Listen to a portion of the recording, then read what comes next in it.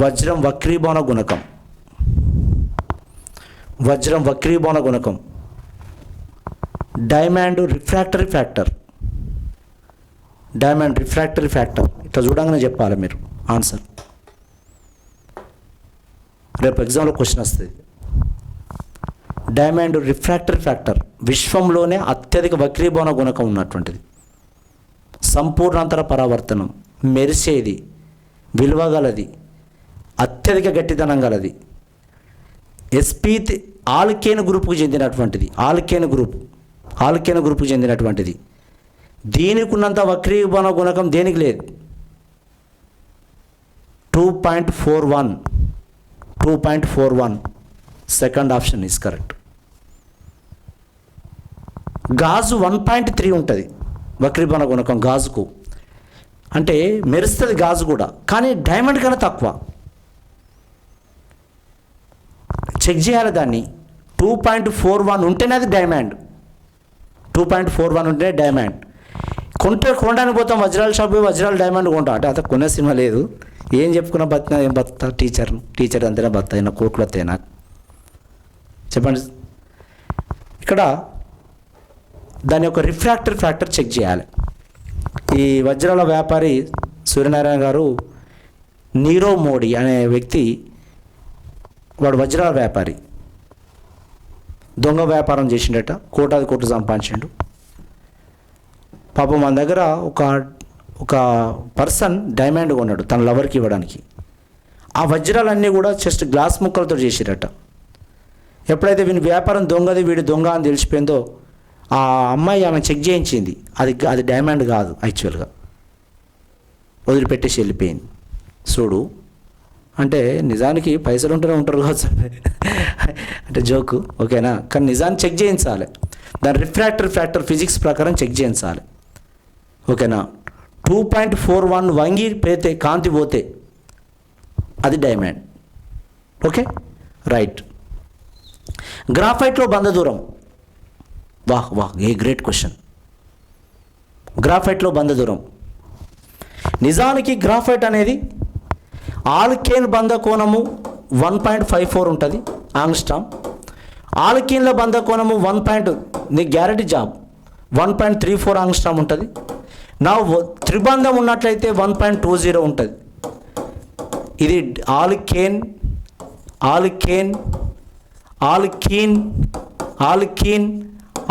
ఎన్నిసార్లు అని చెప్పగలుగుతా అని చెప్తున్నా. కానీ గ్రాఫైట్ ఎంత ఉంటుంది అంటే గ్రాఫైట్ 1.42 ఉంటుంది. గ్రాఫైట్ 1.42 ఉంటుంది, 1.42 ఆంగ్స్ట్రామ్. చూడు ఈ మధ్యలో ఉంటుంది.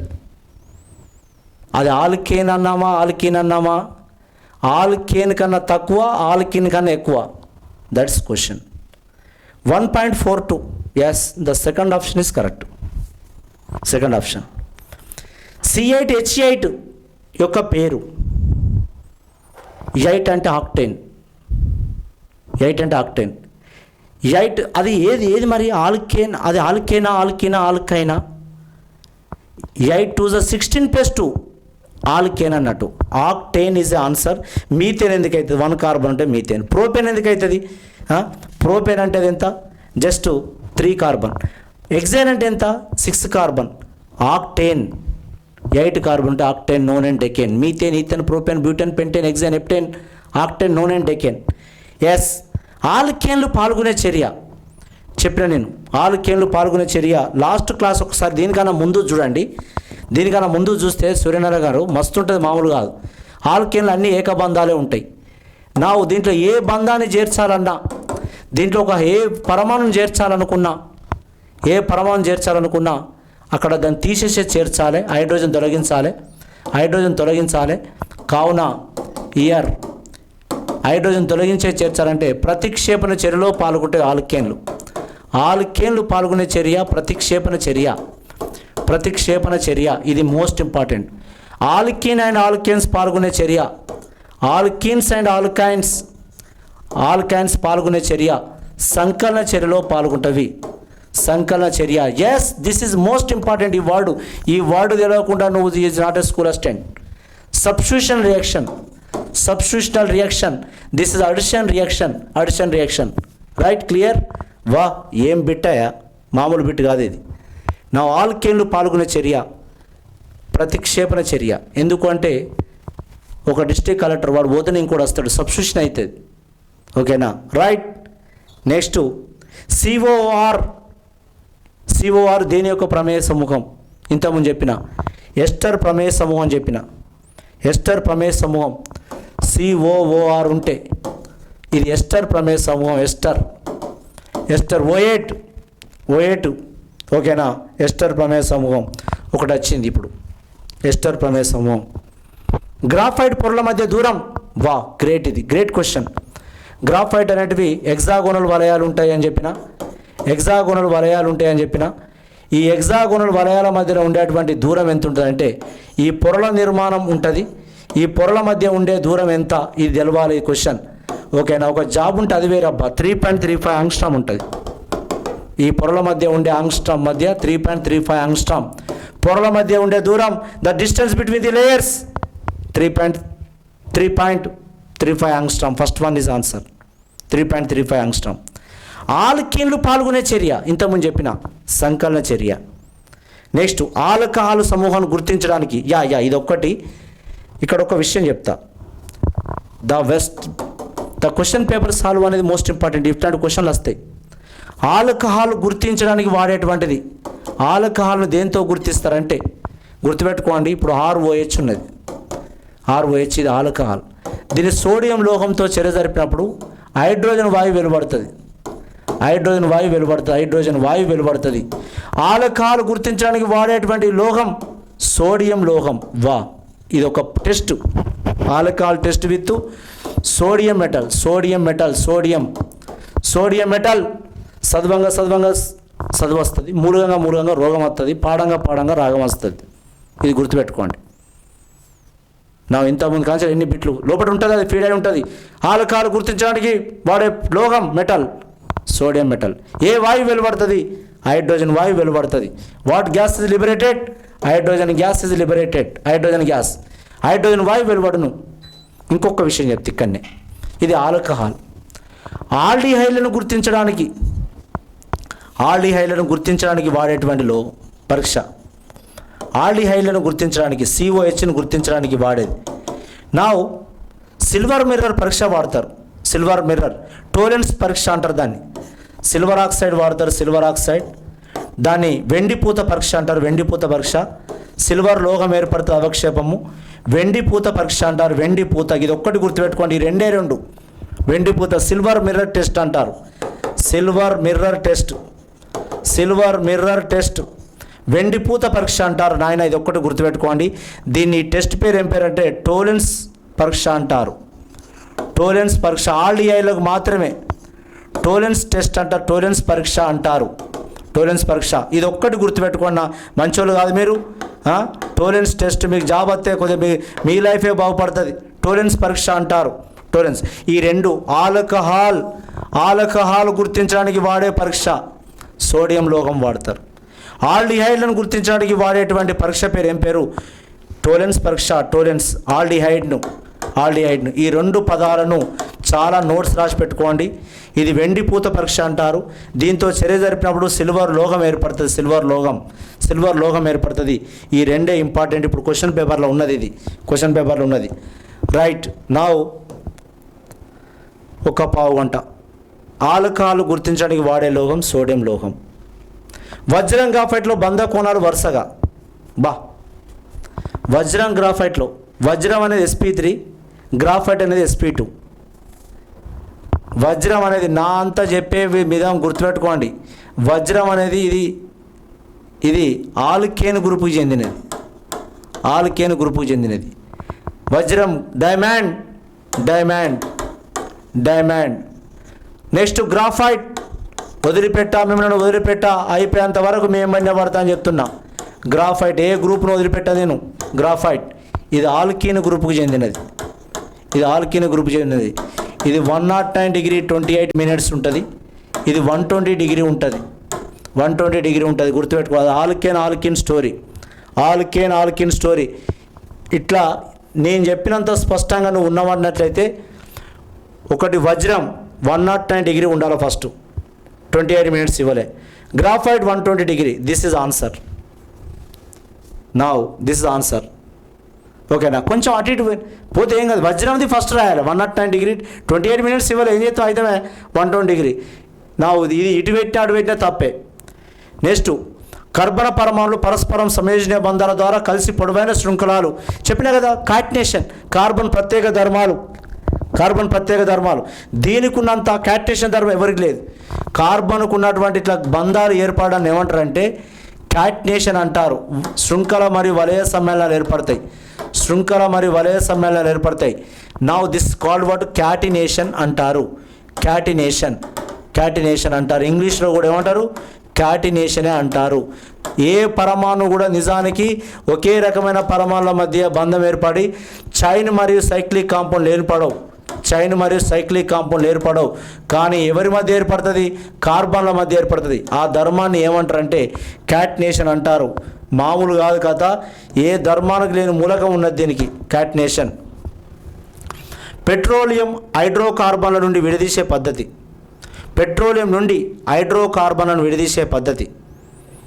ఒకటే గుర్తుపెట్టుకోండి. ఇప్పుడు పెట్రోల్స్ ఉంటాయి, క్రూడ్ ఆయిల్ వస్తుంది. ఆ క్రూడ్ ఆయిల్ను అంశిక స్వేదనం దాన్ని స్టీమ్ డిస్టిలేషన్ అంటారు. ఏమంటారు? Steam distillation. This is answer. Steam distillation. వేరు ఉష్ణోగ్రతల వద్ద వేరు కర్బన సమ్మేళనాలు ఏర్పడతాయి. పెట్రోలు, డీజిలు, కిరోసిను, అనేక కార్బన సమ్మేళనాలు విడిపోతాయి. దాన్ని ఏమంటారంటే, విడిపోవడాన్ని ఏమంటారంటే అంశిక స్వేదనం, ఫ్రాక్షనల్ డిస్టిలేషన్. చాలా గుడ్ క్వశ్చన్ ఇది, గుడ్ క్వశ్చన్ కదా. వేరు ఉష్ణోగ్రతల వద్ద, బాయిలింగ్ పాయింట్ల వద్ద ఫర్ ఎగ్జాంపుల్ చూద్దాం. ఆల్కహాల్ వాటర్ కలిసే ఉంటుంది. నిజానికి వేడి చేస్తే ఫస్ట్ ఆల్కహాల్ బయటకు వస్తుంది. గుడుంబ తయారీ చూసినావా? వేడి చేస్తే ఫస్ట్ ఆల్కహాల్ బయటకు వస్తుంది. ఎస్, ఉష్ణోగ్రతలను బట్టి వేరు ఉష్ణోగ్రత వద్ద, బాయిలింగ్ పాయింట్ వద్ద వేరు చేయడం ఏమంటారంటే అంశిక స్వేదనం, ఫ్రాక్షనల్ డిస్టిలేషన్. ఏమంటారు? Fractional distillation. గుర్తుపెట్టుకోండి, ఫ్రాక్షనల్ డిస్టిలేషన్. దీన్ని వేరు చేయడాన్ని అంశిక స్వేదనం అంటారు. అంశిక స్వేదనం. బిట్టు ఓనియాకండి రేపు పొద్దున ఇవే పక్కా బిట్లు. నెక్స్ట్ ఇంకొకటి, కార్బన్ గరిష్ట సంయోజకత. కార్బన్కు ఉండే బంధాలే 4. ఇది తప్పు పెట్టినట్టుగా వాళ్ళంతా ఓకే. ఆల్కేన్ అయినా సంయోజకత 4. వ్యాలెన్సీ 4. అసంతృప్త హైడ్రోకార్బన్లకు ఉదాహరణ. అసంతృప్త అంటే ద్విబంధం కానీ త్రిబంధం ఉండాలి. అది ఆల్కీన్ లేదా ఆల్కైన్ అయి ఉండాలి. ఒకటే గుర్తుపెట్టుకోండి, ఇక్కడ విషయం చెప్తున్నా. నా సంతృప్త అంటే CnH2n. CnH2n+2. అసంతృప్త ఇది సాచురేటెడ్. అన్ని ఏకబంధాలే ఉంటాయి కార్బన్ చుట్టూ. నా అసంతృప్త అంటే ఎవరంటే 2, ఒకటి ఆల్కీన్ ఉంటుంది, డబుల్ బాండ్ ఉంటుంది కార్బన్ మధ్య. 2 ఆల్కైన్ ఉంటుంది, ఓలిఫిన్స్ అంటారు. ఓకేనా? త్రిబంధం ఉంటుంది. ఇది CnH2n ఉండాలి. దీని ఫార్ములా ఇక్కడ CnH2n-2 ఉండాలి. ఈ విధంగా ఇంత స్పష్టంగా అంటే ఈ 2 ఉంటే అసంతృప్తం. దాంట్లో దేంట్లో ఉందో చూద్దాం. నౌ C2H6 నో కాదు, CH4 నో కాదు, C2H6 ఇది కూడా 5+1. ఇగో దిస్ ఈజ్ ది ఆల్కిన్కు ఉదాహరణ అసంతృప్త C2H4. The B is answer. వంట గ్యాస్ సిలిండర్లో ముఖ్యంగా ఉండేది butane isobutane. Is answer is C butane isobutane. ఆల్కేన్లకు మరో పేరు పారాఫిన్లు. క్యారెక్టర్ చెప్పిన ఎంత క్యారెక్టర్ చెప్పిన పారాఫిన్లు. వీటిని అసంతృప్త ఓలిఫిన్లు అంటారు. ఆల్కిన్లకు మరో పేరు ఓలిఫిన్లు. Second one is answer. Aluminium carbide జలవిశ్లేషణ చేస్తే అల్యూమినియం కార్బైడ్ జలవిశ్లేషణ చేస్తే వచ్చేది మీథేన్. ఇవాటి క్లాస్లో చెప్పిందో కాల్షియం కార్బైడ్ చెప్పిన. Aluminium carbide Al4C3, 12 moles of water, 12 moles of జల విశ్లేషణ చేసిన aluminium carbide. Now 3 moles of methane. Simple one, this one is a aluminum hydroxide. Now కొరకు కొట్టేంత వరకు రెగ్యులారిటీ పాటించాలి, ఓకేనా? రెగ్యులారిటీ పాటించాలి. లవర్ వరవందుకు రెగ్యులర్గా చెప్పినప్పుడు వినాలి. ఇగో ఎంత, ఇగో చూడు, 3 కార్బన్లు 3 మీథేన్లు వచ్చింది. అల్యూమినియం కార్బైడ్ నుంచి వచ్చేది ఏంటిది? Methane. Enjoy with my subject. Methane is B is answer. Marsh why formula, marsh was gobar gas, fire damp, biogas, methane. దీని పేర్లు. నెక్స్ట్ ఇథిలిన్ హైడ్రోజన్తో చర్య జరిపితే ఇథిలిన్ చేస్తే ఈథేన్ వస్తుంది. ఇథిలిన్ నుంచి ఈథేన్ వస్తుంది. Ethane the second C is answer.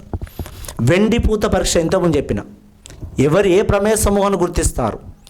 వెండిపూత పరీక్ష ఇచ్చేది aldehydes. Now see is answer. టోలెన్స్ పరీక్ష. లోహాలు వెల్డింగ్లో వాడేటువంటి హైడ్రోకార్బన్. ఎస్, సూర్యనారాయణ గారు వెల్డింగ్లో, గ్యాస్ వెల్డింగ్, రైలు పట్టాలను అతకడానికి కోయడానికి వాడేది. Now acetylene is answer. ఇది కొద్దిగా తప్పు కొట్టిండు. Acetylene B is answer. కొంచెం అమోనికల్ సిల్వర్ నైట్రేట్ ద్రవణం పేరు ఇదే. మన సిల్వర్ నైట్రేట్ అంటే సిల్వర్ టోలెన్స్ కారకం. ఈ సిల్వర్ నైట్రేట్ నుంచి సిల్వర్ ఆక్సైడ్ వస్తుంది. టోలెన్స్ కారకం, టోలెన్స్ కారకం. Ammoniacal silver nitrate, ammoniacal silver nitrate. దీని నుంచి వచ్చేది సిల్వర్ ఆక్సైడ్ వస్తుంది, ఓకేనా? ఇది టోలెన్స్ కారకం. వెండిపూత పరీక్ష యొక్క కారకం. ఫార్మాల్డిహైడ్ యొక్క సంకేతకం చెప్పినా కదా, ఇగో ఇది ఫార్మాల్డిహైడ్. పండ్లను కృత్రిమంగా పండించడానికి ఎస్టలిన్ వాడతారు. D is answer. కృత్రిమంగా, సహజంగా అయితే ఇథిలిన్. వజ్రంలో కార్బన్ పరమాణుల అమరిక చతుర్ముఖ్య నిర్మాణం. వజ్రంలో 4 కార్బన్లు వజ్రము అంటే ఇలా ఉంటాయి. నా కార్బన్ చతుర్ముఖ్య నిర్మాణం. చదవంది ఎక్కడికి వెళ్ళొస్తండి? చతుర్ముఖ్య నిర్మాణం. దీన్నే టెట్రాహైడ్రల్ అంటారు. Tetrahedral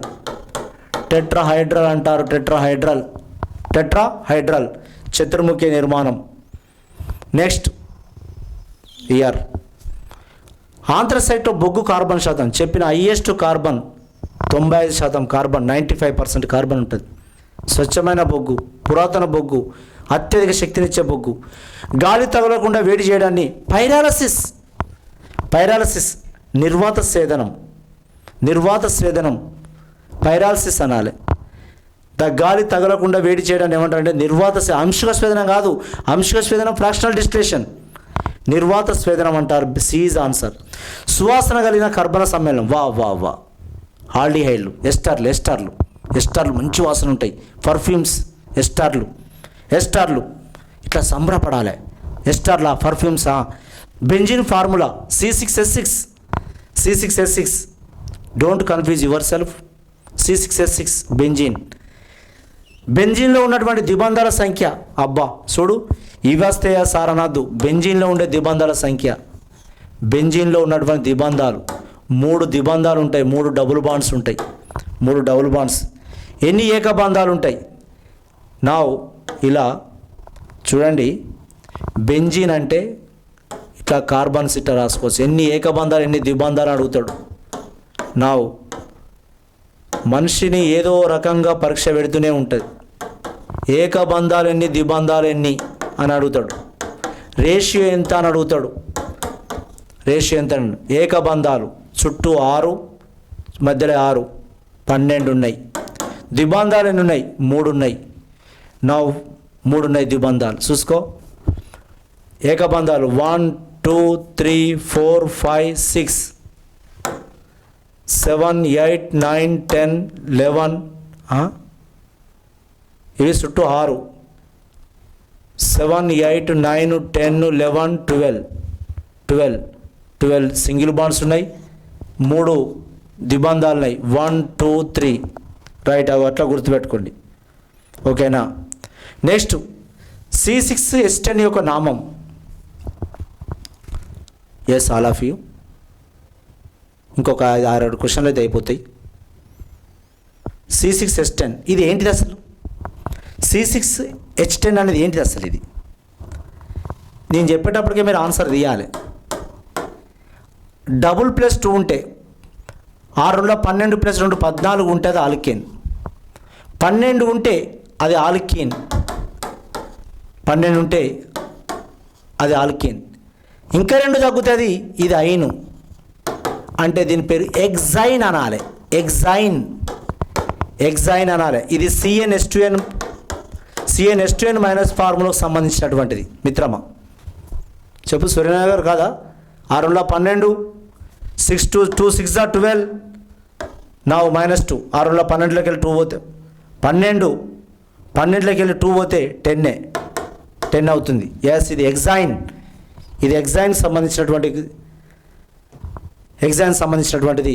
now this is A exine. ఇగో this is A C is answer. ఇది ఎగ్జైన్, ఇది ఎగ్జిన్, ఇది బెంజీన్ కాదు అది, ఓకేనా. C6 చూసి బెంజీన్ అని పెట్టారు. కాల్షియం కార్బైడ్ నీటితో కలిపితే వెలువడేది C2H2 acetylene. C2H2 calcium carbide. Lead పెన్సిల్లో ముఖ్య అనుఘటకం చెప్పిన. లెడ్ పెన్సిల్లో లెడ్ ఉండదు. Graphite 100% graphite. ఇది చాలా క్వశ్చన్ గుర్తుపెట్టుకోండి. ఇది జనరల్ స్టడీస్లో అనుకోవచ్చు. ఇది లెడ్ పెన్సిల్ అంటేనే అందుకే జాబ్ రావాలంటే లెడ్ పెన్సిల్లో 100% లెడ్ అంటాడు. 100% లెడ్ అంటాడు. అసలు ఎవడు పెట్టిండో పేరు దీనికి, ఓకేనా. కాదు, 100% గ్రాఫైట్. 100% గ్రాఫైట్. ఇట్లాంటి 3 క్వశ్చన్లు చెప్తా నేను. జర్మన్ సిల్వర్లో సిల్వర్ ఎంత అంటాడు. జర్మన్ సిల్వర్ అనే ఒక మిశ్రమ లోహం.